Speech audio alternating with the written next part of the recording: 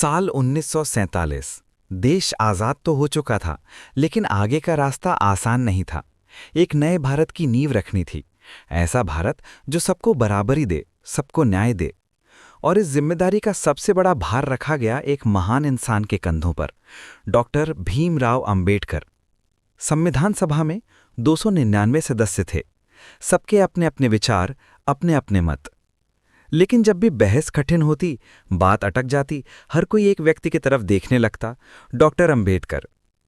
उनका ज्ञान इतिहास, अर्थशास्त्र, कानून, समाज, हर विषय में अद्भुत था।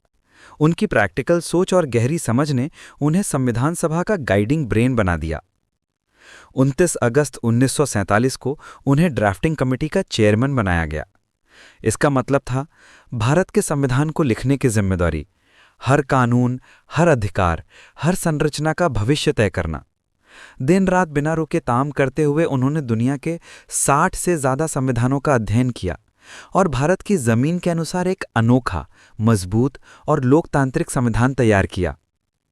जब भी किसी अधिकार पर बहस होती, खासकर समानता, छुआछूत, अस्पृश्यता, शिक्षा, नारी अधिकार, धर्म की स्वतंत्रता, आरक्षण व्यवस्था, अंबेडकर जी दृढ़ता से खड़े रहते थे।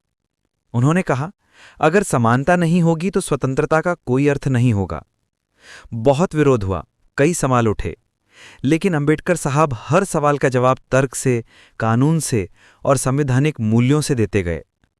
आखिरकार 2 साल 11 महीने और 18 दिनों की अथक मेहनत के बाद भारतीय संविधान तैयार हुआ।